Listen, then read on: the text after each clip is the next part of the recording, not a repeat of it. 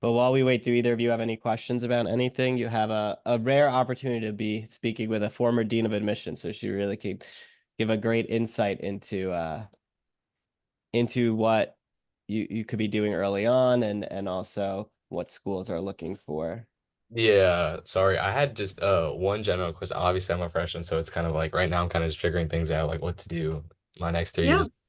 But one question I had was just that difference between like scribing and shadowing. Because I don't know, when I'm like reading the descriptions, I guess they sound like you're kind of doing almost more as a scribe, and I feel like you might be learning more because instead of like, just sitting there and watching, you're also like actively like writing everything. But I also heard like as far as I guess like hierarchy of how they're valued, I guess shadowing is higher.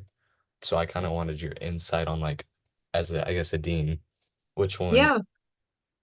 So good question. And Adam may look at this a little bit differently, but shadowing is definitely it's a passive experience, right? It's just you watching. But it also provides some great experience in terms of being able to see a variety of different docs and what they do and how they interact with their patients.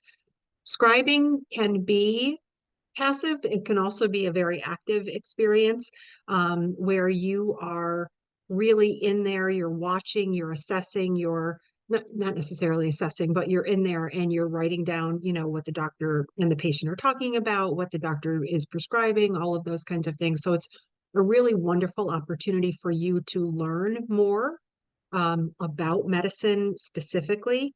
But then there's also, I've seen some shadowing that is really incredibly, or not shadowing, I'm sorry, scribing that is incredibly passive, where you're just kind of sitting behind a curtain listening to what the physician has to say.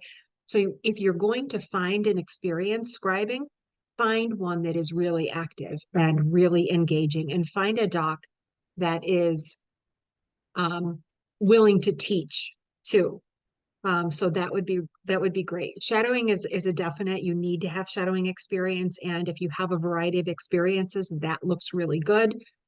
Some students though can't get that, and it's sometimes really difficult. But if you've been having difficulty, I would start with your own doctors first to do some shadowing, and then it can kind of grow from there, right? Okay. Where do you live, Gotham? I'm in Car or Chapel Hill, so UNC Chapel Hill right now. So Okay, yeah, it's nice with great, a couple hospitals nearby between like Wake Med, the University Hospital. So I think that'll be like right. points. Yeah, I would agree too. And I think too that the research triangle, being able to find some different experiences around there would Yeah. be really great. So shadowing and scribing, some students do the medical assisting. It's really up to you. Others do EMT work. It's Yeah. really whatever you can find and whatever you can fit into your particular life that works. So I hope I answered that question okay. That was good, right? Thank you. You Yeah, bet. I agree. I completely agree. So shadowing, sorry, scribing is one of those few activities that is sometimes hard to classify. So if when you're following around a physician on their day-to-day schedule, if that's all you're doing, that's more of like a shadowing position. For scribing, sometimes uh, people will list it as clinical, but if you're not doing anything hands-on with the actual patients, it's not really clinical. Like if you're not in the room interacting with them or doing, you're taking blood pressure, doing any like type of also like medical, anything like a medical assistant would do. It's hard to classify it as clinical. Some people definitely will, but there's different types of scribing, like Dr. Welch mentioned. So you kind of got to base it off of what you're doing and kind of ask them what your roles and responsibilities are going to be. Okay, thank you so much for the answer. And I Yeah. see we had a message in the chat that said to add to the question, I was told that scribing doesn't count towards shadowing hours. Is that accurate? Yeah, paid scribe. Yeah, so like if you're working a paid scribing position, there's actually this gives me a good opportunity to switch over to our tracker real quick because one of the other things I'm going to do throughout the session is switch back and forth showing our pre-med tracker because this is something Dr. Welch and I have worked on together, and she's actually involved in our communities tab.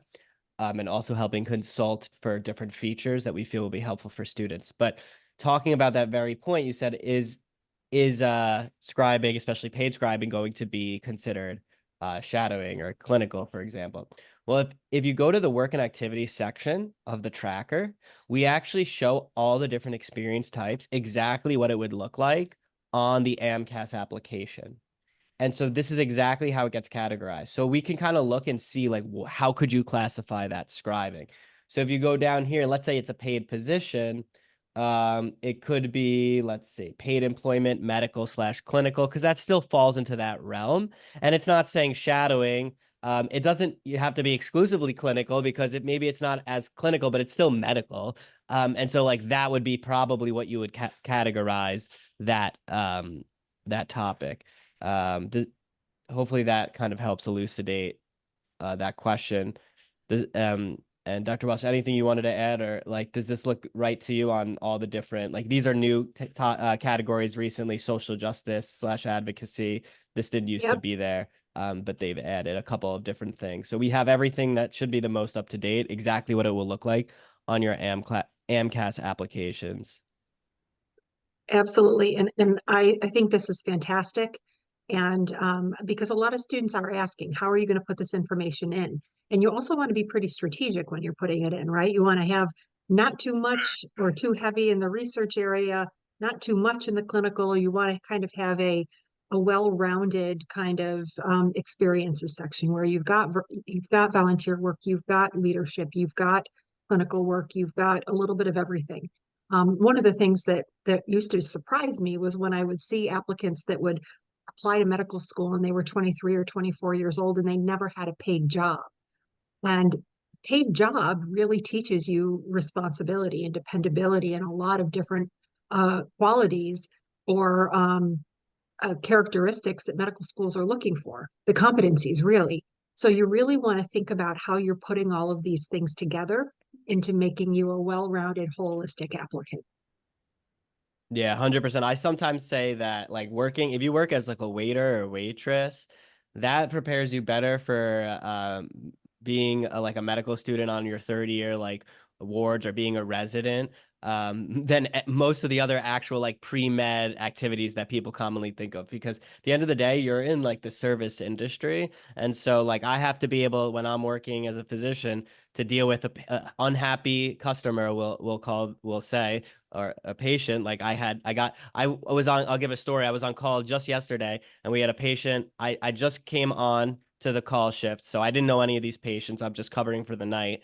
And someone was already extremely angry. Apparently they were threatening that they were going to leave AMA, which means against medical advice. We don't want that for our patients. I get a call from the nurse. I don't know the patient at all. And I know I'm about to go walk into this very angry patient's room who wants to leave, who's unhappy. And I need to use those interpersonal skills to hopefully calm him down, make him feel heard, make him understand like we're just trying to support him so that he ideally doesn't want to leave, because that's not good for the patient if they're not cleared yet to leave. And so those are skills you'll actually learn better from a customer service role than anything you could do from pre-med. And those are things that you could actually talk about in interviews, that will stand out, and that physicians and admissions committee members will kind of be able to pull out like, oh, these experiences, it might not be like your typical shadowing or clinical, which of course you'll get as well, but these can also help you stand out. Absolutely. And just think about all of the transferable skills, right? It's about what you learn and the competencies that you develop that is going to make you a strong physician. And Dr. Nessim is absolutely right. You know, if you're a waiter or a waitress, you think about all of the things that all of the qualities that you're going to develop, time management skills, ability to work within a team, ability to work independently, ability to work with difficult people, time management skills, but all of those things are are are qualities that are transferable to medicine. So a lot of times students will be, they'll say, "Oh, I can't get a paid position in medicine, but I can get this, or I can't get this clinical job or this research job because whatever, maybe it doesn't pay as well." I mean, that certainly happens. But you want to have that experience where you're developing skills that are going to be helpful once you get to med school and then as a physician. Awesome. Yeah, super insightful. So I see some more students definitely just hopped on. So this is what we'll do. Um, we will, Dr. Welch, if it's okay with you, you can maybe go into your standard Sure. presentation. You don't have to do all of it, depending on time. I'll monitor the chat.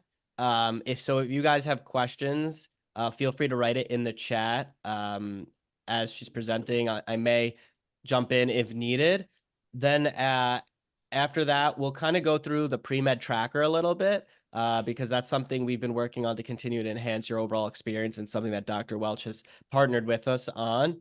So actually, I don't know if all of you know this, because a lot of you write questions in our student Slack group, but you could actually, if you want to write questions in our pre-med tracker in the Ultimate Advising community tab, Dr. Welch is actually in there, and so you can get responses from a former dean of admissions. And so we'll talk a little bit about more of that, and then we'll just open up to a general Q&A for everybody. How does that sound? Can I see some thumbs up or sixes in the chat if that sounds good with everyone? Perfect, perfect. All right, all right. I see. Oh, someone figured out how to do the thumbs up emoji. Nice. All right, All right. all right, all right. You ready, Perfect. Adam? So yeah, so you'll go with the presentation. I'll monitor. We'll get to any questions you guys drop in the chat as well. At towards the end, or if it's relevant to anything that we're talking about, I'll interject. Fantastic. Whoops. See what's happening is I'm not very good with technology some days. All right. Okay. So I am going to just kind of fly through this a little bit. I do want to talk a little bit about holistic admissions. This has been a very, very big topic over the last many years. And what that really means is a 360-degree review of an applicant. Admissions committees are taking everything that you have done, your experiences, your attributes, and your metrics into consideration when they are reviewing your application. And I'll talk a little bit more about this in just a minute. But a holistic review is everything that you've done, and everything is considered when they are reviewing your application. And so this is something I really want you guys to pay attention to. This is the EAM model that the AAMC has produced, and they produced it, I want to say back in 2015. It may have been even a little bit before that. But if you look at the middle, metrics tend to be the top thing that medical schools are looking for, right? They want to make sure that once you get into medical school, that you're going to be successful academically. And not only are going to be successful in your coursework, but you're also going to be successful on standardized tests, right? Because I think that there's more than 12 standardized tests that you will take within medical school. So right after the MCAT, then you get into a bunch of different standardized tests in med school, and then certainly as you progress on.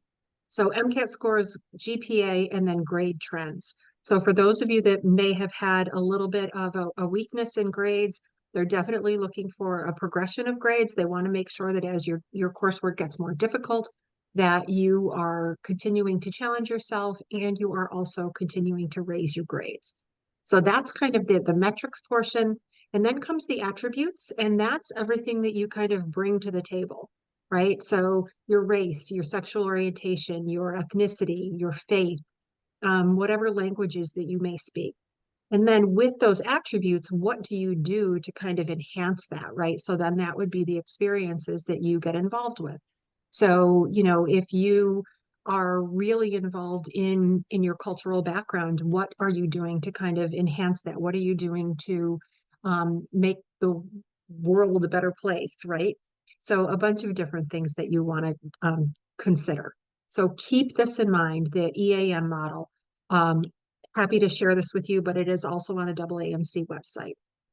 And then the pre-health competencies. This has become a big thing. And actually today I was listening to a recorded conversation between a pre-health advisor at Duke and an admissions person at Case Western Reserve.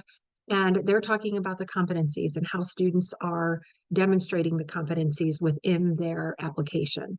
So you want to make sure that when you are putting your application together, that you have figured out how you can demonstrate these competencies. Okay. And one of the ways that you can do that is if you take a look at this. So some of these things you've already done, right? So if you're taking the med school prerequisites, you're already adopting the commitment to learning and growth. You're also adopting the grade progression.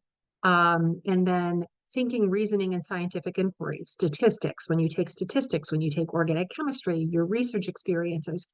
So some of these you're already getting at. Others of them will be assessed when you put your application together. Others of them may be assessed when you do your interviews. So when you start to think about kind of putting your application together, you want to make sure that you can demonstrate all of these competencies. Last year, there were 15 competencies. This year, there are 17 competencies. All right. All right. So just kind of keep this in mind as you try to think about how you can demonstrate these. Right. And the big thing that I heard today through the AAMC, and hopefully some of you were able to attend the virtual fair that they had this afternoon, but you have to apply early. I always encourage students that you need to submit within the first couple of weeks.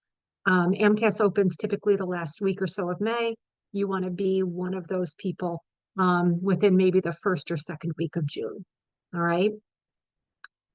And this is a graph That's a that was before shared. we Ooh, oh sure. no, it's on the same point. I didn't realize you were going to show a graph because I was going to say this is something we talk about the importance, but I'm glad to hear that it was verified by some of the medical schools recently. Absolutely. And even when I was dean, you know, we would hit October and we would be lucky to have 50 to 75 interview slots left. And I know that some of the medical schools, the AAMC deadline was probably just the 15th.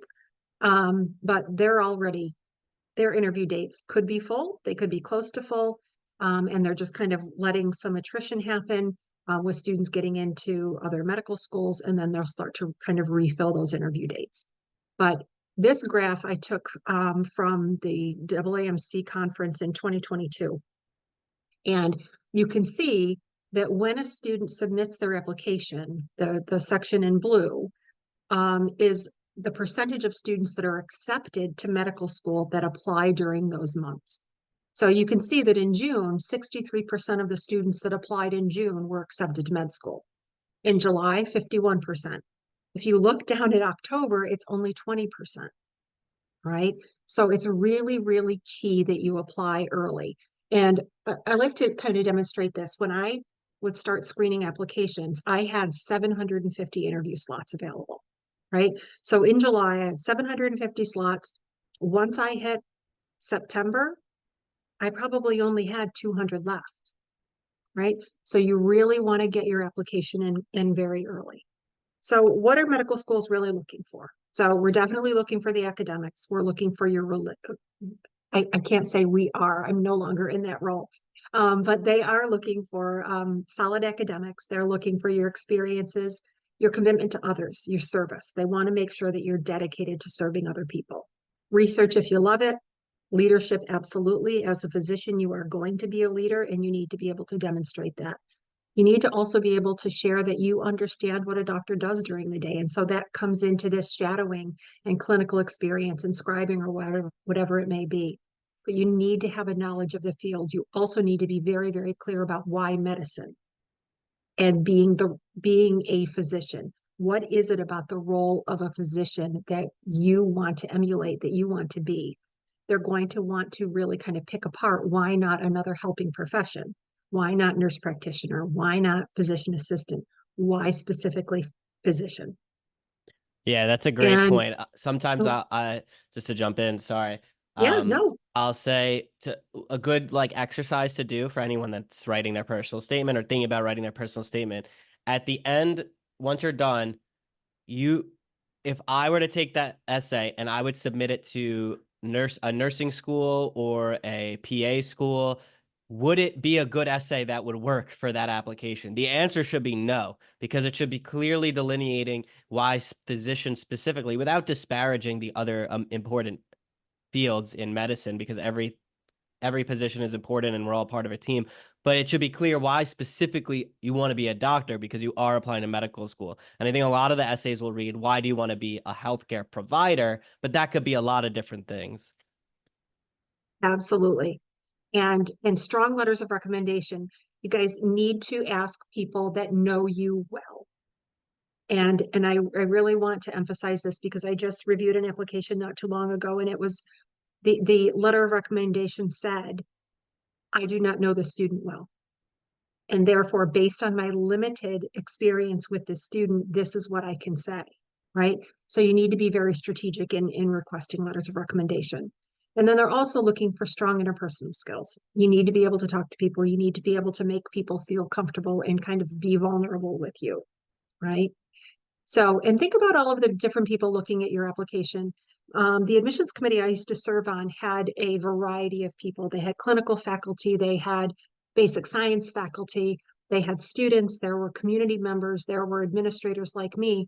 And every single person is looking at your application a little bit differently, right? The basic science faculty, they want to see that you're going to be successful in the academics. The clinical faculty want to make sure that you know what you're getting yourself into.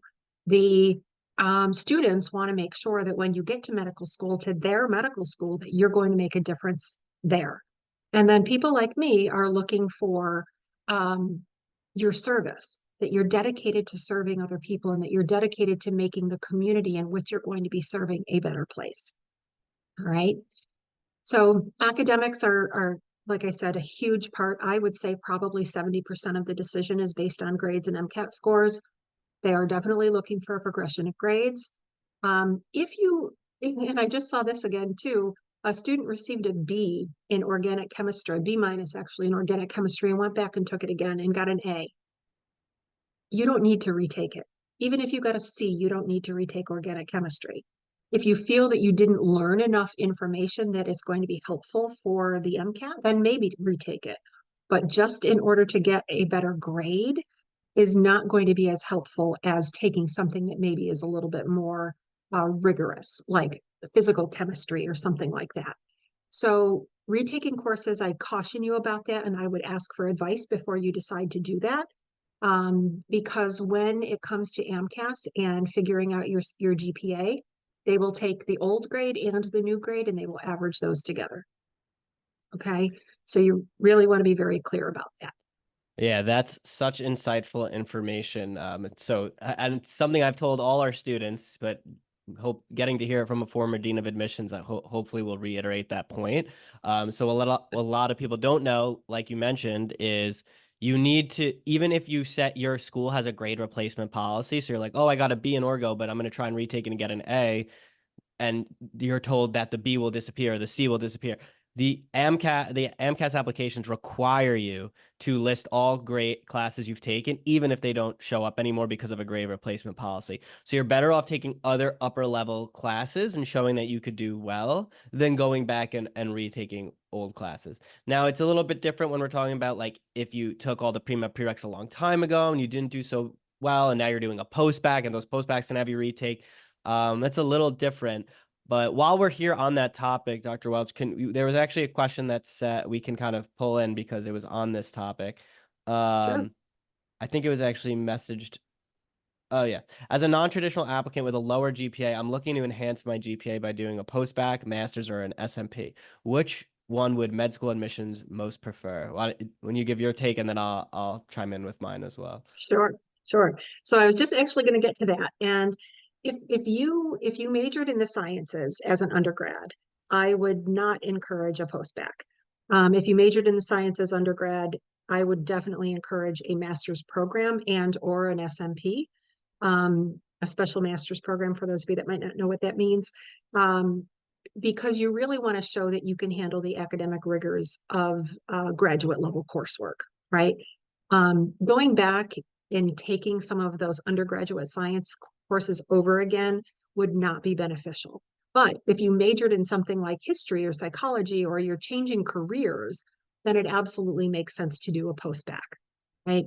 Um, the one thing that you want to make sure is that, if you're going to go into one of these SMP programs, that it's going to work for you, right? Some of them have guaranteed acceptances and things like that. So there's some nice things that go along with some of those SMPs. So you want to definitely look at that.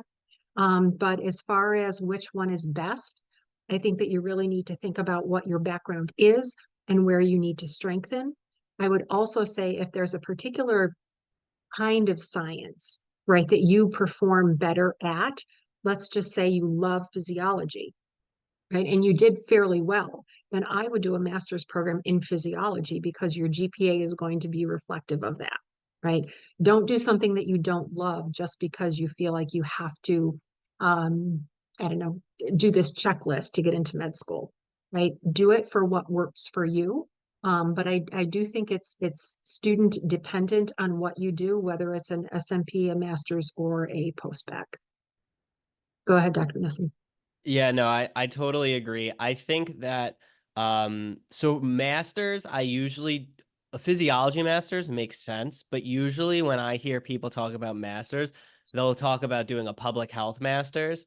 And while that's nice to spend $50,000 or however much it costs to get a public health masters when you didn't do well in your core pre-med sciences is not going to solve the main issue at hand, which is you need to prove to admissions committees that you can do well in these graduate level courses: anatomy, physiology, microbiology, immunology.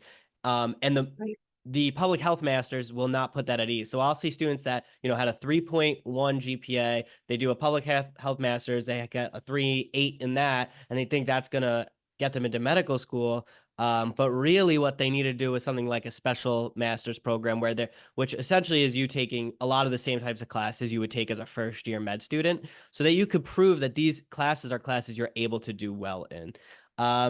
Yeah, if let's say you don't have all the prereqs in, let's say you took some of the prereqs but not all of them, I think you could just go back and do either a do-it-yourself post-bac or a formal post-bac. And then like last option would be a master's for me. I think like something like physiology makes sense, but if you're doing these other masters that's kind of outside the realm of classes similar to what you would take in medical school, then I wouldn't necessarily recommend doing that. I would agree. And I just want to say that typically an MPH program only has one or two science courses in it. And so it's really not going to enhance your science GPA to do so. Although I do think it's a great master's to have. I just if increasing your GPA is what you need to do, that's probably not the right path for you to go down. Yeah, exactly. Like if you're interested in public health and you have already strong grades, and let's say you're taking a gap year, and in your gap year you want to do that master's, like that makes sense. Yeah. But it shouldn't be your like master's you're taking to try and improve your overall GPA to get into med school. Because in that case, you really want to be taking the hard sciences. Yes. Noreen Yeah. wrote, if I were to do an SMP, what are some tips I can receive to make sure I succeed in one? So I would say that this is where really learning how to study properly is super important. And so going through our study strategy modules, which we actually both have in our, um, I'm just gonna share real quick. If you go into the pre-med tracker and you go to courses, we now are adding all of our courses here as well. So you can see we have our elite study skills program. And the way I teach studying here is literally the same way that top medical students study for their board exams, the USMLE exams, as well as how we have students that do strongly in pre-med study for their MCAT and their pre-med classes. So go through these, make sure you know how to study well and efficiently. And that's how you're going to ultimately do well in your master's program. And so most people will say, I've worked a lot of hours, right? And then they don't feel like they don't get the grades that they deserve. But if you're studying many hours, but not studying the right way, unfortunately, there's a lot of wasted energy there. Additionally, a lot of students are a little bit distracted when they study, and so what they feel was like 6 hours of work was really maybe only 2 hours of good work. And so that's why I recommend like blocking out time where you're doing nothing but focus. If you need, for our pre-med students, you have the ability to come to our office hours, which is guided study sessions, to help with that. And so you're able to do that, and hopefully that'll help you in the master's program. Because yeah, if you're going to do a master's or a post-bac, this is your second chance essentially. So this is your opportunity to really do well, and so you need to make sure you're making the most of it. It's not going to look good if you also did poorly in that masters. Now they have, that's actually almost going to look, I mean, you could speak to this more, Dr. Welch, but that's almost going to go the opposite direction. You've done it poorly in undergrad, and then you didn't turn it around in the masters. Why are they going to trust that you're going to turn it around once you get to their medical school? 100%. I couldn't agree with that more. And I've definitely seen that. And I just want to kind of talk a little bit more about the academic study skills. That's one of the things that I hear continuously from students is, they didn't develop these academic study skills. And that is incredibly important. And what you used in high school may not have worked in college, right? And you had to adjust. And maybe what you're learning in college or how you're studying in college may not work in medical school, right? And you have to adjust. And even in medical school, you can't ask for a new professor, right? I mean, if the professor is the issue, right, and you have difficulty learning from a particular kind of professor or the way that they teach or something like that, there's no other choice. Whereas in undergrad, if you find that, you want an easier professor or you want a professor that teaches a little bit differently, you sometimes have opportunities to get a different kind of professor. So you really need to learn to study well, study smartly, and also to be able to pivot when you need to. So I just want to touch on the summer courses. If you have to take summer courses because you have limited time in your schedule or something like that, I would really encourage you to take non-medical school prereqs over the summer. So if it's like an art class or a religion class or an English class, even that would be fine. But medical schools do frown upon students taking medical school prereqs over the summer.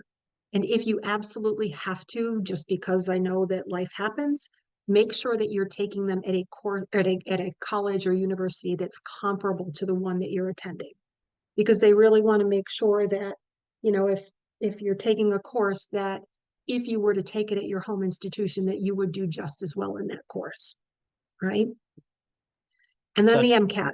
Oh, such yeah, great sorry. advice. No, before you go on to MCAT, that I completely agree. I um I tell students, one, a lot of times it's you could do the summer class at your home institution. Right. And two, what I give as a general rule of thumb is like I let students, and you let me know what you think of this, get away with one time if it has to happen. Like you had to take the Gen Chem 2 class over the summer because otherwise you wouldn't have been able to start Orgo on the right sequence, and you're trying to apply without a gap year. Not that I always recommend doing that either, but or you couldn't get to abroad in time, whatever it is. Like I give Yeah. a one time you could do a pre-med rec over the summer, but if you start to have multiple summers where you only took one class and it's the pre-med rec, and now you're able to then study for just that class. Well, will the A look as good in that as if you had an A while you were taking a full workload? Right. So that's kind of my general rules. I'll let students get away with one time if needed.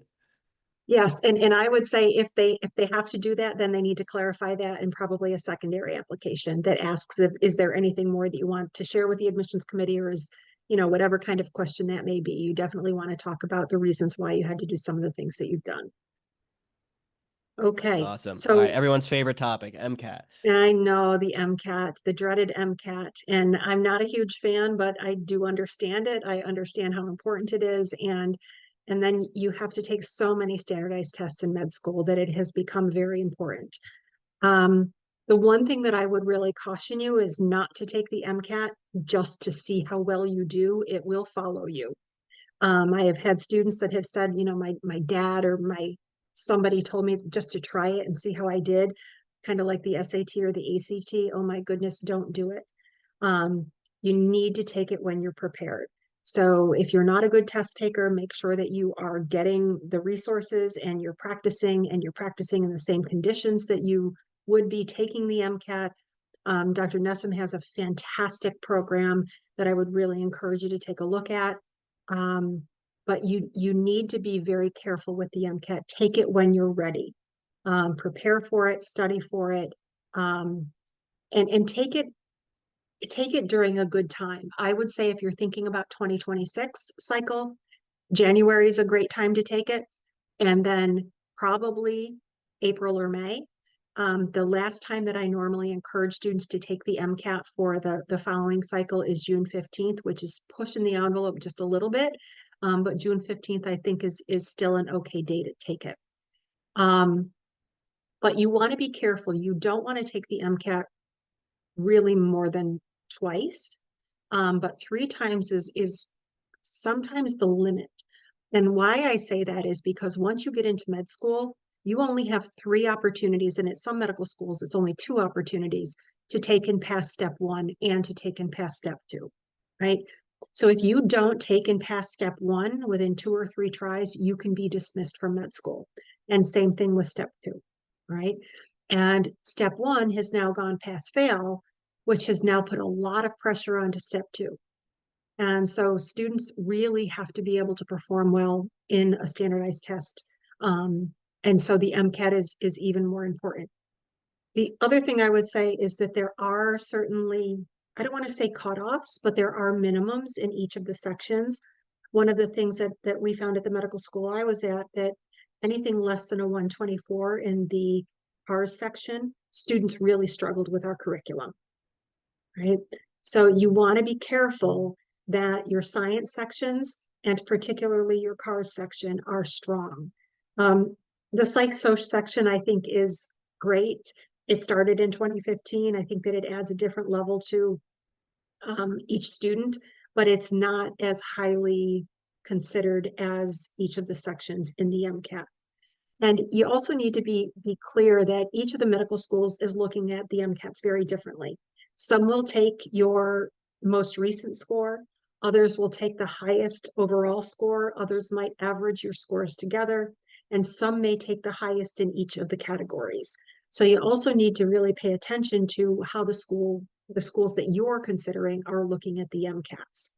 And there's also a 3-year rule with most medical schools where your MCAT scores are only good for 3 years, right? Adam, do you want to say anything more about the MCAT before I move on? No, I think we're in perfect alignment in terms of recommendation for when to take it. I like the January test date because students usually have all of winter break to do nothing but study for the MCAT leading into the MCAT exam, Right. which is nice. And then, yeah, I agree. The June 15th is like the latest I also recommend. Usually, like we start for targeting April, May, but if the trade-off is you're gonna not do as well because you're just not there yet, but you're close, then we could talk about a June 15th, something like that. I've seen people do fine doing slightly later than that, but if that's not part of like the recommendation, the standard recommendation I would give. And that's why it's important to really start studying for the MCAT early. I also think just for all of our students, it's interesting to hear about the minimums that some schools have. Like, for example, at Dr. Welch's older school, it was the cars section. They had a minimum that they were looking at. Other schools might say it's our chem phys or our biochem or just the total score. Like there's a certain cutoff where because the amount of applicants that these schools get is just unfathomable. So it's very hard to look at all these apps. And so some schools will put minimums or cutoffs, for lack of a better word. And so that's why doing well on these tests is important. It's not the end all be all. You can retake it if it doesn't go well. But also, I completely agree with what you were saying about don't just take it for the sake of taking it. Or I know most of you are smarter than that if you're already in our program. But I would say what I do see still some of our students do is they studied 4 months and they've done most of our program. So they just want to take it because that was the date they had scheduled. And so they take it. But they knew like their practice scores were not near where they want to be. Well, for some people, it's going to take 6 months, sometimes even more than that, to really be where you want to be for the MCAT. And so, as long as you're able to get it done in time within like when you're looking to apply, if you're a sophomore trying to take the MCAT or even a junior, like there's no reason that you can't just delay that test. So you're taking it when you're actually ready. You really shouldn't be going and sitting for the MCAT until you've had practice scores that are very close to where you want to be. Because if you just sit and for the MCAT thinking, well, hopefully I'll have my absolute best day on test day that's going to be 5 points above where I usually am. That's very wishful thinking. Not saying it can't happen, but you shouldn't go in expecting that. And I think most of our students are smart enough to know you don't just go in at a whim, but I do see some of our students will just take it, even though they kind of know in the back of their mind they're not ready. And so if you feel like that, what I would say for our personal MCAT courses, I'll ask you, if a student comes to me, they're like, well, I'm not yet where I want to be. Should I take the test? And I'll ask you, have you done all your UWorld questions and reviewed them? Have you then gone back and done all the questions you got wrong a second time? Have you finished every single piece of the AMC material? Have you been coming to our live lectures? And have you done all of our Anki review cards, every single one of them? And if the answer is no, then there's clearly things that you could do to improve. And most of the time, if students are not where they need to be, the answer is no to that question. And so I try to make it super black and white for you guys. If you do the work, you're going to be doing well. But that's a lot of work. It's a lot of questions we're assigning you, a lot of Anki cards to review, the lectures to go to, or if you can't make it, we always record them. And so I highly encourage anyone who's going to sit for the exam, make sure you do all of that before actually sitting for the exam. So yeah, that's my overall stance, but I'm in total agreement with Dr. Welch on that. Right. Okay. Oops. Hold on. Okay.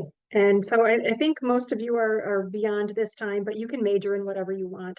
You do need to take the medical school prereqs.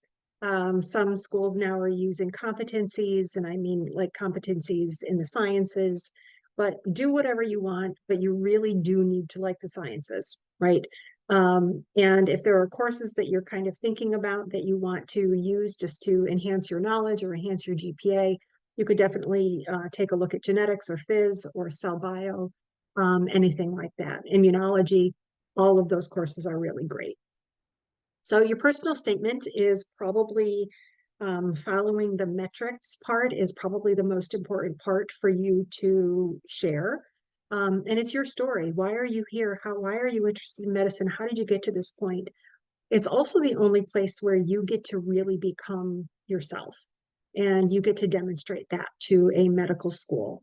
It needs to be well written. It needs to be proofed. Have somebody that you don't know read it and critique it and ask them once they're done reading it.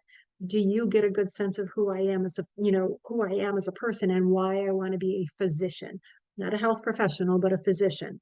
So really pay a lot of attention to the personal statement. You also don't want to use it as kind of a resume. You want to kind of talk about a story or an experience that you've had and how that caused you to kind of grow in your interest in medicine. Um, but you don't want to say, I did this and then I did this and then I did this and then I did this. Your experiences section can do that. But you really want to talk about how your interest in medicine has developed over time. Dr. Nessim? Yeah, I completely agree. Those are the two main things I talk about when that you should walk away from the personal statement is, do I actually know about this person and want to learn more about them, which would hopefully lead to extending an interview? And is it clear why they want to be a doctor, specifically a doctor, not any other healthcare professional? And for anyone that's on this call right now, I know there may be others watching the recording that are not an ultimate advising student, but everyone here right now is our ultimate advising student. So you're able to get your essays reviewed by one of our coaches. And so you could always reach out to your coach or myself, and I'll pass it along if you don't have someone that you know that would review it. And we'll take a look and make sure it hits those marks. So fortunately, because sometimes I do agree, especially if you have no one to go to. As long as you clarify with whoever let's say you're asking a family member, and this is for anyone watching the recording of this video that, maybe not be in our program, you tell them that person exactly what Dr. Welch said, who's reviewing it. Do you get across why I want to be a doctor? And do you feel like you know about me in a personal way from reading this essay? Because if you just blindly give someone who doesn't really understand this process a personal statement, they might start giving advice that will steer you the wrong way. Like I see a lot of people who will try to make it into this big creative writing piece, or things like that, which is really not what the goal of the personal statement is. You could do that if you're a really good writer and if you still keep it on track and you're able, but I think that's more of a higher risk approach. And so for you guys, this shouldn't be a problem, but I know there might be people watching this recording that may not be in our program, and or don't know who to turn to. Just make sure when you have someone review it, the two major pillars are, do you walk away from this essay feeling like you know more about me as a person and different aspects of my life, and do you have a good understanding of how I came to the decision that I want to be a doctor, what I've done to kind of pursue that. And there's a lot more that goes into how to write a good personal statement and red flags to avoid, but this is a great overview. And for you guys, you can watch our personal statement videos to get into the more nitty gritty details. And you definitely want to, as Dr. Nessim said, have somebody read it. I wouldn't recommend mom or dad. They love you and they're going to tell you that it's fantastic and they're not going to be able to really separate themselves from it. You also want to be careful with the I factor, and Dr. Nessim's videos probably go into that. You don't want everything to be, I did this and I did that and I did that and I did this. You really want to be able to tell a story. And you also want to watch your formatting. I've read a couple where they just stop in the middle of a sentence at the very end because the student didn't pay attention to the character count. And those things are huge. Those are all attention to detail issues within the medical school application. Everything needs to be perfect. So, and also I have also read personal statements that are one long paragraph. And I probably I used to get through the first three sentences, and that was about it because it just didn't keep my attention for long. So really pay a lot of attention to your personal statement. Clinical experience, we had a little conversation about this earlier about shadowing. We talked a little bit about active versus passive experience. If you can become a CNA, an MA, an EMT, a phlebotomist, anything like that, all of those things are going to be really, really important. They'll give you clinical experience, and one of the things that we want to see is that you understand what a doctor does during the day. You understand how they interact with their patients. You understand how they interact with the families of their patients. You understand how they interact with other health professionals, right? And so these kind of experiences are going to be really helpful for you.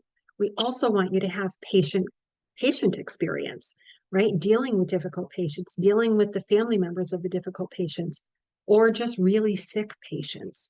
So you want to make sure that you have a good mixture of shadowing with active clinical work.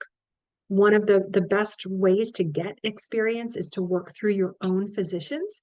If you have a primary care doc or a family doc or a pediatrician that you've been seeing for a number of years, ask them if you can come in and shadow them for a couple of hours. Right. A lot of times students will say, well, I reached out to Dr. So-and-so and they said no. And I look at their messages and they're like, can I come and shadow you for 6 weeks? No, they're going to say no. 6 weeks to a doctor is like, oh my gosh, I can't possibly do that. But you just want to ask them, can I come and shadow you for a couple of hours? Right. I would imagine, and I can't speak because I'm not a physician, but I think that docs would be really eager and sometimes very interested to have you come and see what they do, but just not for a considerably long period of time. But they might enjoy the experience and they might invite you back, or they might know other physicians that maybe you want to go and spend some time with. So really use your own physicians. Okay. Yeah, that's a great tidbit and like kind of like an insider um trick to getting some shadowing is and asking a smaller ask. You're using the foot in the door technique, we call it actually. So if you ask for 6 weeks of shadowing, they might say no. But if you ask for one day, it's easier to say yes. You go in, they like you. Then you can say, hey, this was awesome. I really appreciate it. Do you mind if I come back next week? And then you're on week 2. And then maybe you're like, hey, like, I'm really just trying to get my overall like shadowing up. This has been a great experience. Either if you can't do it, I mean, I'd love to come for the next couple weeks after that. But if not, if you know anyone else, and then maybe they refer you. And this is how you start to get accumulating shadowing experiences. If you don't have like we talk about in our program other ways to get, such as like doing internship programs or like leveraging your scribing position if you have scribing or other clinical positions and you work with doctors. But you could use this principle. That's a really good tip that Dr. Welch mentioned. Great. And then I just want to share children of docs. You guys are scrutinized a little extra hard. We want to make sure that it's not just sitting at the dinner table with mom or dad or mom and dad, where you are, learning about medicine. We want to make sure that you have gone out and gotten your own experiences. So, and we also want to make sure that those experiences aren't just at mom or dad's clinic or hospital or in their office. We want to make sure that you are truly dedicated to medicine.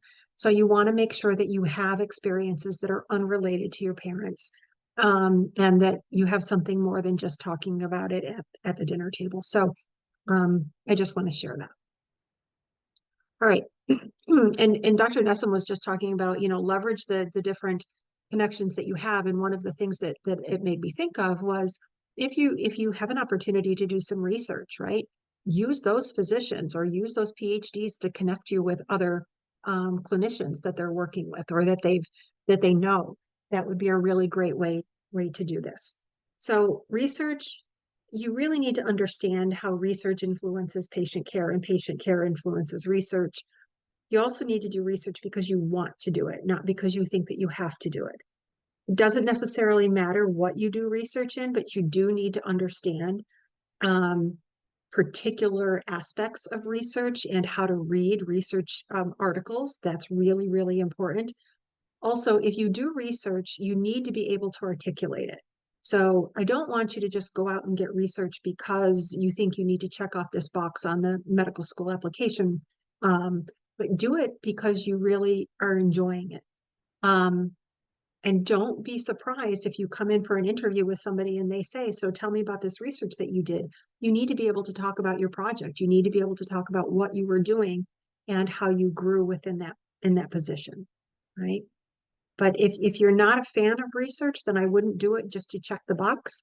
But again, you could do it in anything. You could do it in, medically related. You could do psychological research. You could do whatever it is that is exciting to you. And someone asked, how vital is research to the application? And so I would say if you have the opportunity to get research, it is helpful.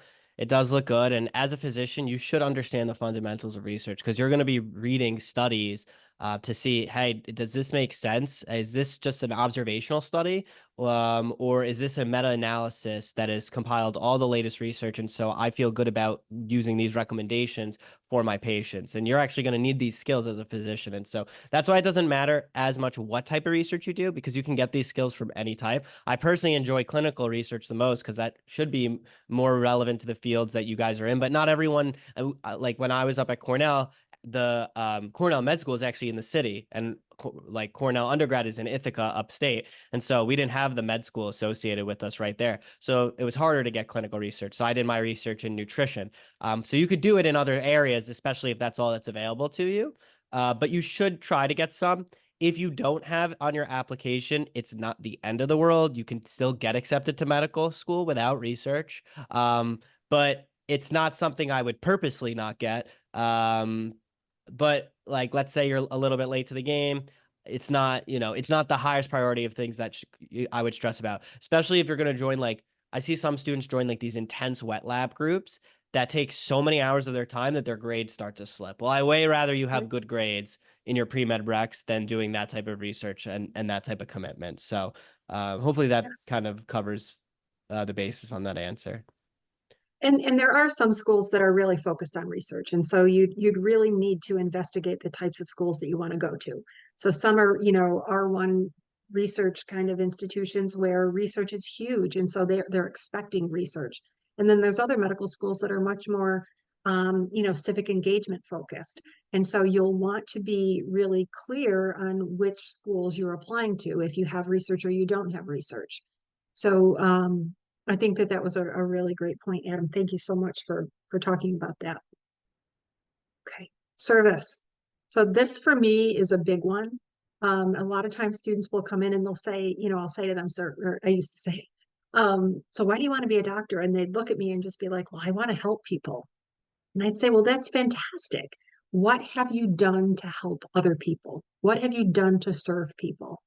And it can come in so many forms. It can be through, regular service activities that you do. It could be through religious activities that you do. It could be through athletic activities that you do.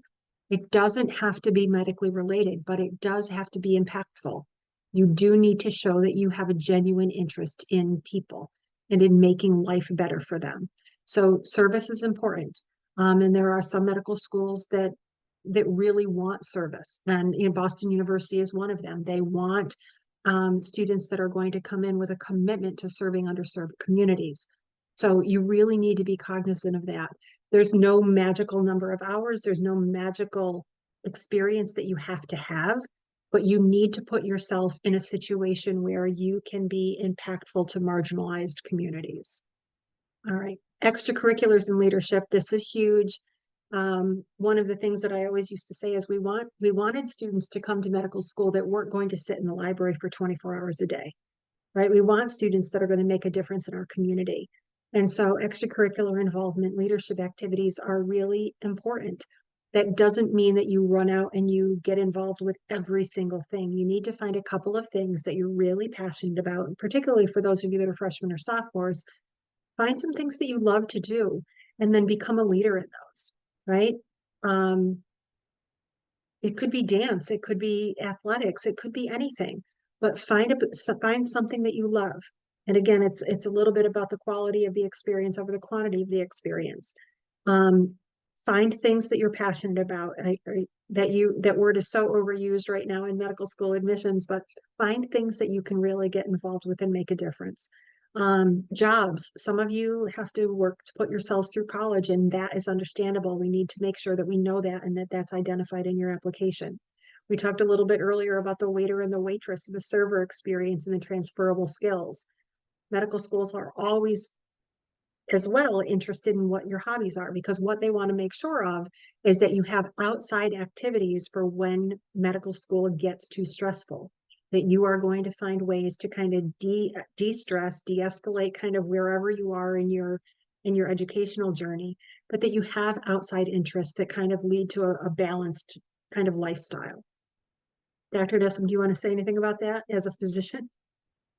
Yeah, no, I think that not only is it actually important for you, but doing other things outside of medicine is something you could potentially connect with a interviewer on. I remember one of my interviewers, I talk about playing club soccer in college, and her son played club soccer like around the same time, and so we talked about that for half the interview, and we connected, and really didn't talk much about like pre-med stuff, but like it was very clear that that interview had gone well. So you never know, like maybe you have a passion for cooking and so does your interviewer, and you could connect in that area. So you really never know what it might be. So I would say, like Dr. Welch mentioned, quality over quantity. A lot of students come in freshman year and they join 12 different clubs, and then they're so overwhelmed with all the commitments for all those clubs that clearly you can't be interested in 12 clubs at the same time. And so then they start doing all these things, but their grades slip and they think, oh, well, I'm still going to get into medical school because I'm very involved. But really, you just have this breadth of stuff that you're doing, but you're not proving that you could do well academically. You're not taking on as many leadership positions in like the core things that you actually like. And it's hard to even tell like what is your identity because you're so overextended. So really focus on what I did was I basically took on one new extracurricular every single semester up until like my junior year, and then I stopped. So I did like my first semester I joined club soccer. My second semester I joined a social fraternity, and was philanthropy chair of that. My third semester I joined Phi DE, which is like the pre-med society. And then I did join research the next semester. And so I was slowly stacking these things because um, I was most focused on my grades. But as you noticed, the first two things I joined weren't pre-med related. It wasn't research. It wasn't research. It was the soccer team and something like socially, which I also incorporated philanthropy too. And so you definitely can do things outside of medicine, and it will look good in your overall application and also help you like show who you are, because otherwise every pre-med starts to sound the same after a while. Absolutely. And you guys probably all heard too, when you were in high school, your school counselor probably said, get involved because you need to get into college. And here I am telling you, get involved because you need to get into med school. And once you get to med school, they're going to say the same thing, get involved because you want to get into a good residency. And so that's Yeah, it it. never ends. Yeah, it never ends. They want you to be involved. They want you to make their place a better place, right? And most of the medical schools have all sorts of clubs and activities for students. There's even intramural clubs, right? And there's a lot of civic engagement clubs, and there's specialty clubs, and they're all looking for leaders, right? So you really want to demonstrate that you're going to be able to come in and make a difference at that medical school, not only in that community but also at that medical school. So think about some small mistakes. I don't want to get into too much of this, but watch your copy and paste errors. That can happen a lot. Capitalization errors. This is actually my biggest pet peeve. And one of the things that I find with the texting kind of generation, and I can say that because I'm old, but a lot of students are no longer capitalizing like their their parents' names in their application, or their street address, or the city that they live in, or even an I when you're talking about yourself. I've seen so many lowercase i's when they're writing in a paragraph, and I'm thinking, wait a minute, These are all huge attention to detail things. So please, please, please pay attention to them. Fill out every section of the application that you can. Don't leave it to somebody's imagination. Don't use acronyms unless you are using, if you're identifying the name of the company or the thing that you did and then using an acronym and then you are trying to save space, you can do it afterward.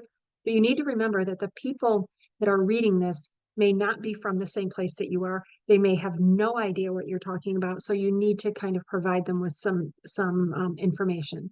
And always remember that you are being evaluated in this process. And I think that this is huge.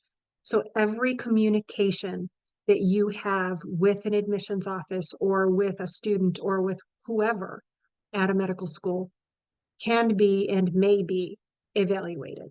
So remember that. I would have students quite regularly email me and say, "Hey, Jen." Well, in a professional setting, that's not appropriate, right? I mean, my husband can call me Jen.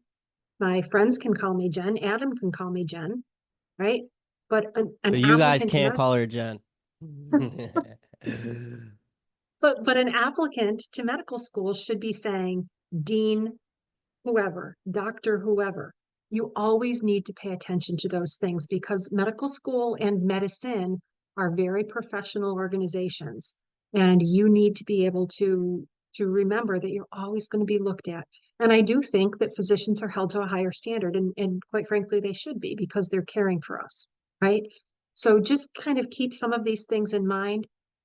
Interviews, you'll need to practice. I don't want to go into too much detail, but practice. They're looking at your character, they're looking at your drive and motivation for medicine, they're looking at your communication skills, and they and you are also looking for the fit. You want to make sure that the schools that you're applying to, the schools that you end up in, are schools that you can really see that your mission and values align with their mission and values. All right. And that's it. Awesome. Sorry. Thank you guys so much. And thank you, Dr. Welch. You're We'll welcome. take some questions now, and then I'm gonna jump over into our pre-med tracker. I just want to run through a couple things and then we'll end it there.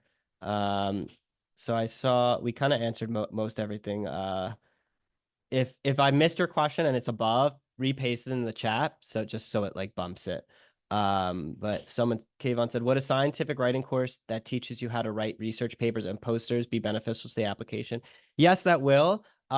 If you want to really differentiate it and you've done something, let's say you got a publication or you worked on a study or something, you may want to also put it in as one of your activities so that it kind of stands out and you could write about something unique there. Because if it's just a class listed, they're gonna just read it as a quick class name and then the grade that you got.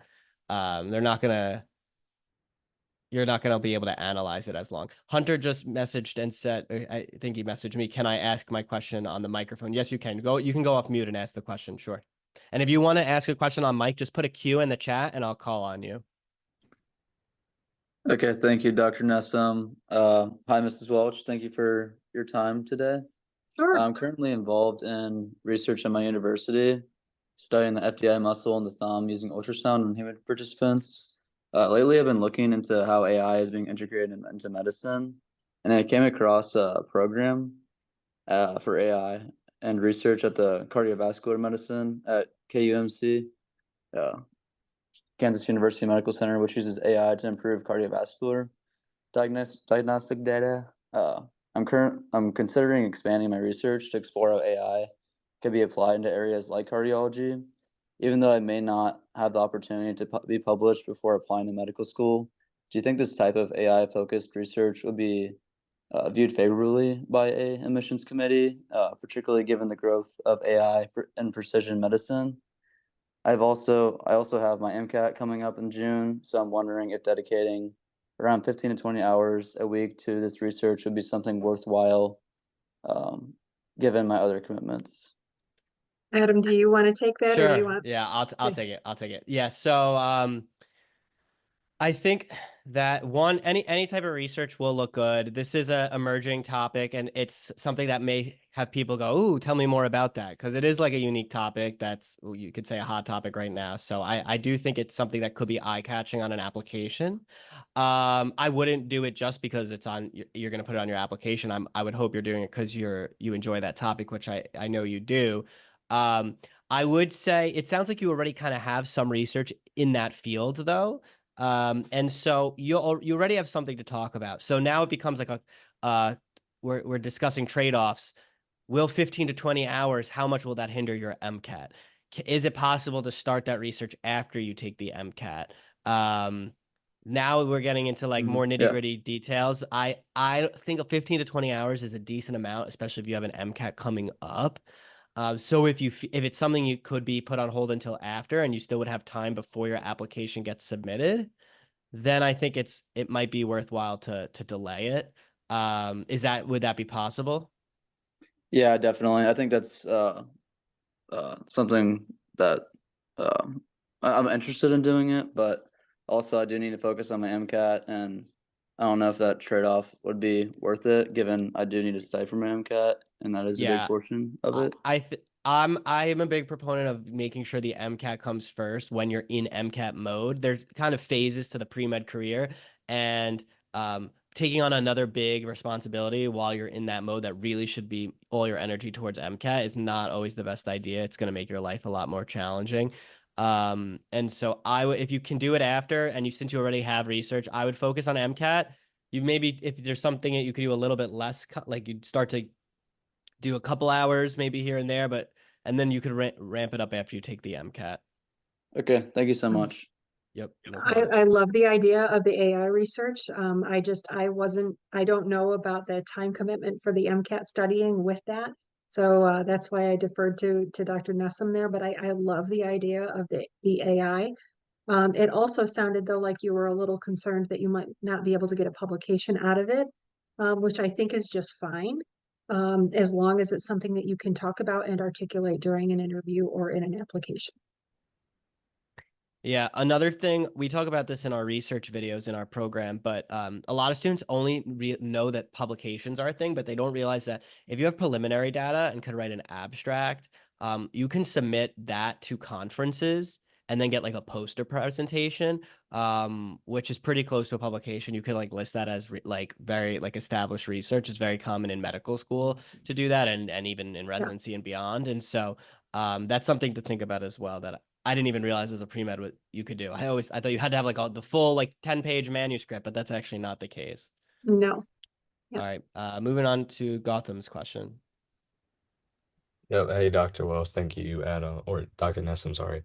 That's Uh, okay. a quick question about sort of how deans of admissions, especially med schools, view AP credit, specifically. So, for example, well, for me, I'm a plant bio major. Sorry. So I skipped That's okay. introductory class through AP exam, but since I'm taking upper level courses, I wasn't sure if that like compensates just because I have to for my major, or if that's kind of viewed in a negative light. So it's going to depend on the medical school and how they look at the APs. But for many medical schools, because your institution has given you credit for biology and not just elective credit, they most likely will take it. But they also want to see that you can handle more advanced, rigorous science coursework. So the fact that you've taken advanced sciences is going to be key. But again, it's some schools will not consider any AP coursework, unfortunately. And I think one of the ways to look at that is you're unfortunately going to have to look at each school individually. But just make sure that your undergraduate institution provides you or provides on the transcript exactly what they transferred in that coursework for, and that it's not just a bunch of credits or that it's not elective credit. Yeah, I don't know. You're still early on in the process, so you might be able to already go back and correct this, right? Just take intro bio next semester, even if you took an upper level already this semester. I generally tell students not to use any AP credit for pre-med recs because you're a bio major or like you're taking these upper level bio classes. That's like the one scenario where you may be able to get away with it, but you have to take enough upper level bios, and that like when basically what will happen is on the secondary essays, they're going to say like what fulfills your bio class, and you'll have to have a different bio that's an upper level bio. And then they're also going to say what fulfills your upper level bio class, your upper level sciences. So then you're going to have to do an even more upper level science that will fulfill that one. So it's easier, especially if you took an AP and you did well. Like I said, go get an A in that intro bio class. It'll just look good. That's just like general rule of thumb. I'm like I only recommend students take AP credit for non-pre-med rec classes.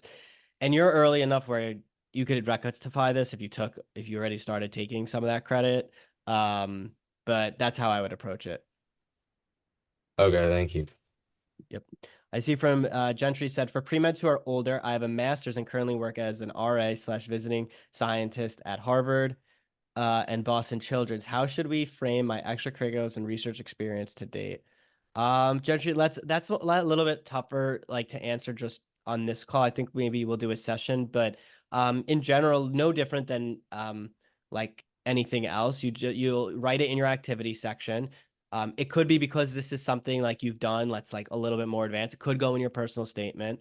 And then you'll talk about it and just talk about the experiences you've had, and you'll write a good narrative and show that you're interested in it. And hopefully, if it's a position like that, you do have some maybe research publication. So it'll show that you're a strong research applicant, because admissions committees are going to look at different students in different lights. They don't need a bunch of research academics at their school. I mean, some schools favor research more, but they're looking for who's going to be the class president type, who's going to be the community service leader, who's going to be the research heavy person, who's going to be that great clinician that who worked as a waiter or waitress and really has like done a service for many years in other industries, who's going to be like comes from like the business background, but also a physician and might work in healthcare policy.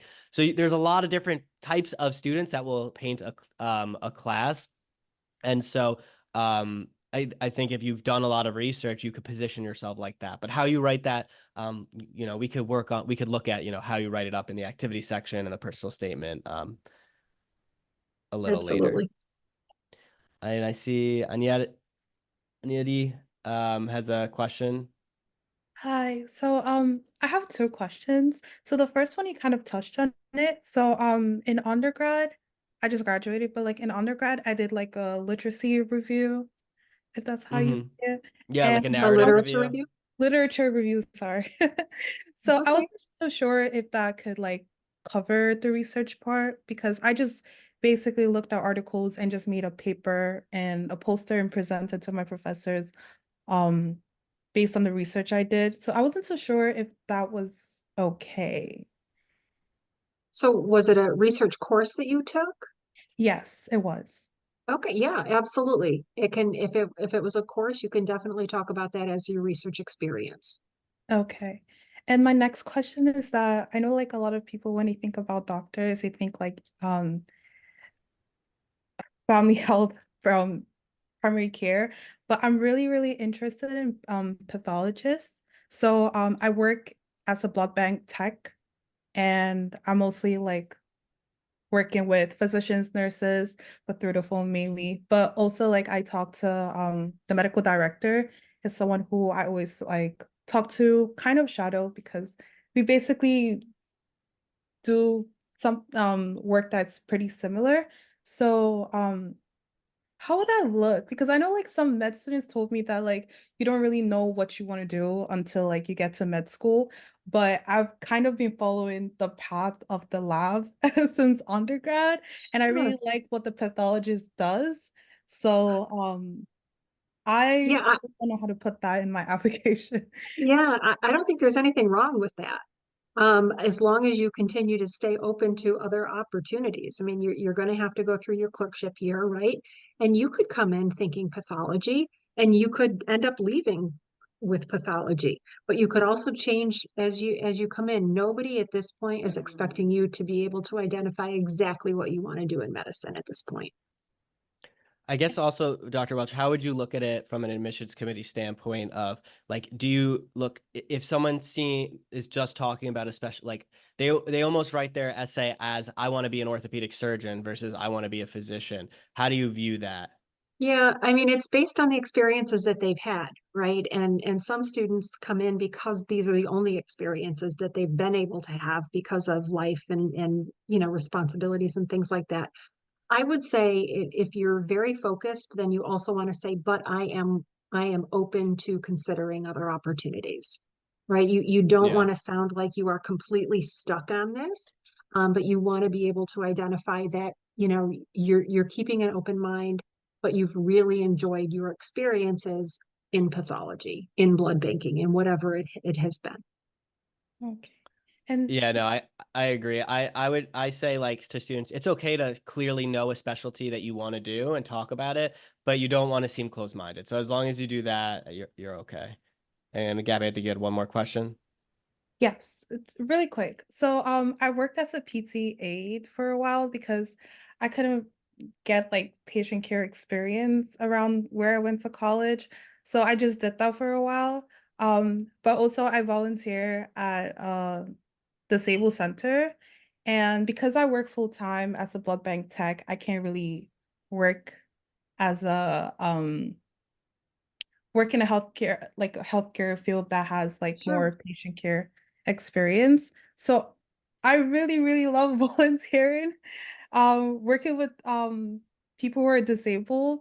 So I really don't know how to like if I should keep doing that or just look for more of like patient care experience. So if you love what you're doing, keep doing what you're doing. I mean, the one thing that you need to do though is to talk about all of the other things in your narrative, right? And so that you're doing this because you need to. But I don't see anything limiting about what you're saying. I think that you love to volunteer, you can talk about that, but you're working full time and you've got other commitments. And I mean, the people that are looking at your application, they're human, right? They have had multiple responsibilities. And so if you can't do particular things because, you know, you don't have the time in the day or one something pays better than another, you know, you're not going to give up one thing to just because you need it to look good on an application, but the difference is going to be in the narrative and what you put down and in what you talk about and what you share with the admissions committees. Yeah, I think this is a good time to actually switch over to looking at our pre-med tracker because it sounds like, Gabby, you have a lot of good extracurriculars. And so, you know, for me to be able to say for sure, like, is there something that's missing that I would be concerned about? What you could do is go into the pre-med tracker and go to work and activities and log it. This is logging exactly what it would look like on the real application. So you put the title, experience type, how you would categorize it, your title, sorry, of the position, the experience name, how long you've been doing it, and you could even write about that experience and then write more if it's going to be one of your most meaningful experiences. So basically on the application, you get to designate 3 most meaningful experiences and they give you a longer character count that you could write in. And once you do that, we'll actually be able to look in your dashboard and see like, okay, how many clinical hours do you have? How many shadowing hours do you have? And how many volunteering hours do you have? And is there really any glaring things that are missing? You know, you don't have to be perfect. You don't have to check every single box. And you know, like Dr. Welch mentioned, we're all human. You're not going to be able to do everything. So as long as there's nothing glaring missing, I think you're fine. I don't think you have to worry. It sounds like you honestly have good experiences. But for everyone, put these in. Also, like while we're talking about it, I just want to show like this is our GPA trends calculator. So we could see like how your GPA has been doing, which is very important. We could see what your pre-med requirements are and how much you've completed, as well as like the individual completions down here. And you do that, you get to that by logging your classes here. So you can log your work and activities and log your classes. And also we made this chart, which is the exact same chart that will pop up at once you submit your AMCAS application and it gets verified, they will create this chart for you, which will show the different GPAs you've had each semester, both your cumulative GPA, which is listed as total, your BCPM, your biochem, physics, math GPA, and then your all other GPA. And this is exactly what it'll look like on the real application system, which our Fantastic. tracker does. So please utilize this. I did see we had 2 other questions, but I'm just going to quickly go through this, all the features. It'll take less than 2 minutes. We have our community. You guys in this call specifically have access to the Ultimate Advising Students community. Now, a lot of people don't write in here because we have the private Slack group. The difference is because we're partnering with Dr. Welch, she'll be answering questions in here. So if you want the perspective of a former dean of admissions, you could put your questions in here, and she'll be in there answering. For any of you that are watching this recording, if you're not going to be an ultimate advising student or apply for that, which if you're watching this, there may be like somewhere to apply for that. You could join the tracker as a pro member, which is our other community where you'll be able to ask questions as well. So we have the dashboard. We actually have courses. We're transferring over all the courses you guys have in your dashboard to the tracker as well. So if you're ultimate advising, you get, which all of you are, you get access to all of our courses. The community, logging classes, work and activity, tracking your MCAT scores when you're going through that. Our school search tool, which is basically like MZAR, as well as DO Explorer combined in one. We even have which schools require you to take the Casper test. We even have post-bac programs if you're looking at applying to post-bac programs, and we'll be adding in special master's programs as well. And I don't know why it's not loading right now. Just give me a sec. I just wanted to go through all the tabs so you guys see what you have available to you. I'll go back to the school search in a second. You have a place where you can put the personal statement, and we're going to be adding some new features and videos for that, helping you write the personal statement. You're able to start pre-writing secondaries, and you can create your own application list by going to the school search and then adding that. And then you could also, what's really confusing, you'll guys see this will soon, is tracking each stage of your application, right? So are you working on this secondary? Did you submit that school? Are you waiting for an interview? Did you get an interview? And so you guys get access to the pro version and have access to all the features. So you could actually categorize all your different schools and where you're at, as well as pre-write the secondaries to all the questions. And basically what we do is pull the previous year's questions and we'll update that. So it's not going to be perfect, but it's going to give you a big head start in pre-writing secondaries. What else? You're going to have access to the e-version of the MCAT PowerBook. And you also have, which is here.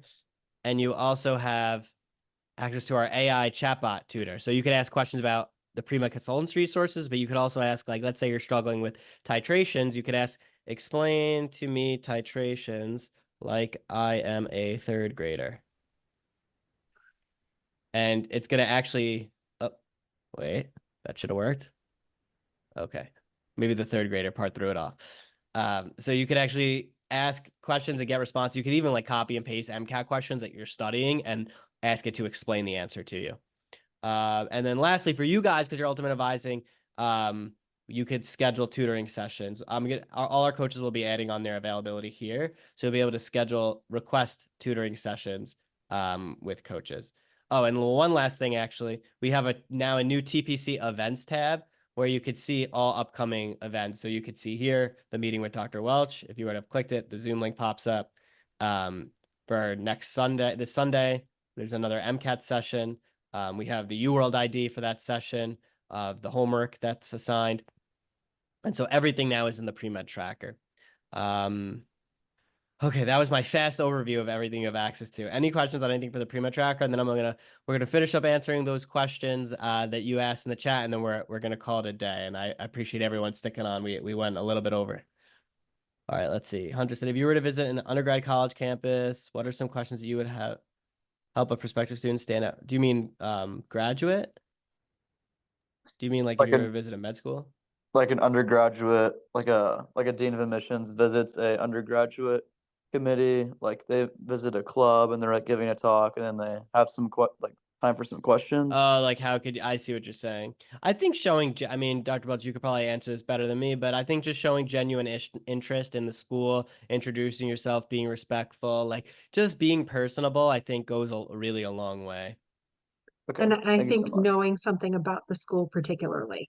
So if there's, particular curriculum information that you've, done some homework on, maybe ask them about a new curriculum or if their curriculum is going to be changing or mentorship opportunities or something like that. But something specific to them, I would ask, and not something that's easily found on a website. Yeah, for sure. Thank you so much. You bet. Awesome. All right, we're gonna leave this as the last question from Thomas. Would you say 4 well-invested extracurriculars would be good for med school. For instance, hospice volunteering, EMT, treasurer of a social and swim club, and scribing on top of shadowing, which I would consider another extracurricular. And does it look bad if you started to spend a lot of time doing your extracurriculars in your gap year while studying for the MCAT? So I would say that it's helpful if you've had other things like throughout the years. Like it's a little suspicious if you just do everything all of a sudden in your last year, like which is in your gap year. But you don't need to like worry about doing an excess amount of extracurriculars. And you'd be surprised because you could add hobbies, so that will count towards your activities. The research, like the different shadowing experiences. So like it will add up. Yeah, but I would try to start getting things. If you think hard enough, I bet you were doing things earlier on in freshman and sophomore, junior year that you could list. Because it would be weird if everything was in the last year. I would agree. I think that if you just sat down and really did a brainstorm, you would come up with some things that you completely forgot about. Yeah, and that's why we have the tracker. So for those of you that are like Gotham, you're a freshman, right? Our goal for you is to start logging everything you do into the tracker now as you go. So you don't have to think back and recall, what did I do sophomore year? Oh yeah, I was actually in that club for that one semester. Or like, what was that patient encounter I had? I remember it was like a good experience, but I don't really remember even the patient's name, right? Like that might happen if you don't write about it and save it somewhere as you're doing it. And that's one of the benefits of the pre-med tracker for both early on, and even if you're like a year out from applying, because you could still start to prepare all of this beforehand. All right. We're going to end it there because Dr. Welch was very generous with her time. I hope that this was super valuable. I'd encourage everyone to thank Dr. Welch for giving her insight as a former dean of admissions. And if you want, you can ask questions if we didn't get to something in the tracker. We'll be monitoring it. And you guys, as Ultimate Advising students, all have access to all the features. If you're watching this recording and you're interested, there's 2 ways to kind of get a hold of Dr. Welch and myself. There's the Premed Tracker Pro membership, which is just basically you get the tracker, you get access to that community, which is separate from our Ultimate Advising community, but you'll still be able to ask Dr. Welch questions, and you'll get some preliminary courses. Or you could do our Ultimate Advising program, which is our flagship program where you basically get help with everything through the whole process. So for those of you on this call today, you know this, but you'll get the full MCAT prep course, help with the whole admissions process, help navigating your classes, a coach that's assigned to work with you throughout the entire process, and our private student group. So as well as tutoring hours. So for those of you that aren't a member, if you're interested, there should be a link somewhere to join or learn more. And for those of you that already are members, we appreciate you. Thank you for coming. Hope this was helpful for everybody. And feel free to write in the tracker any questions that we weren't able to get to today. Thank you so much. Thank you for having me, Dr. Nessim. Absolutely. Thank you. Thank you all Bye, very everybody. much. Yes, you All got right. it. Good night. Bye, guys. Have a good night, everyone.